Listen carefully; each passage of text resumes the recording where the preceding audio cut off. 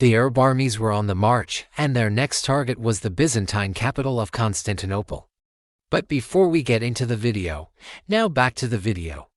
The Byzantine emperor at the time was Emperor Maurice, who had come to power in 602 AD.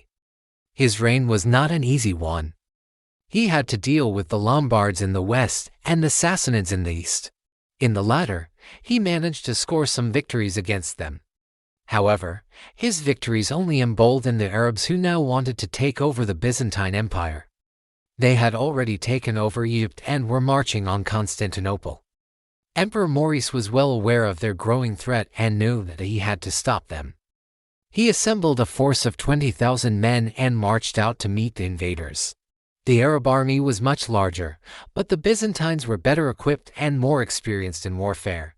They had also chosen the location of the battle very carefully. It was a small plain surrounded by hills, which prevented the Arabs from using their superior numbers to their advantage.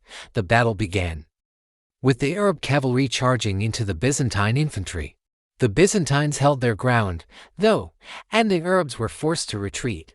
The Byzantines pursued them, and soon the entire Arab army was in full flight. The emperor's cavalry then charged into the retreating army and completely routed them. The Byzantine army, though victorious, was now in no shape to lay siege to Constantinople. So Emperor Maurice returned to the city, and the Arabs were allowed to enter the empire without paying a single penny in taxes.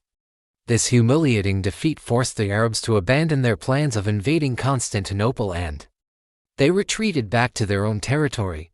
But the Arabs were not finished with the Byzantines yet. A few years later, they would return with an even bigger army. But that, my friends, is a story for another day. If you want to hear it, then stay tuned. So the Arabs had attacked the Byzantines, but what was the result?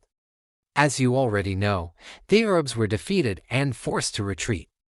The main reason for this was that the Byzantine army was better prepared and more experienced in warfare. The Arabs had a larger army, but the Byzantines were able to hold their ground and eventually rout the Arab forces. After the battle, the Arabs were allowed to enter the Byzantine Empire without paying any taxes. This was likely done to encourage the Arabs to retreat and avoid further conflict. Overall, the Arab invasion of Constantinople was a failure, but it is important to note that the Arabs would go on to conquer many other territories in the following centuries. That's all for today. If you enjoyed the video, please like and subscribe for more content. Thanks for watching.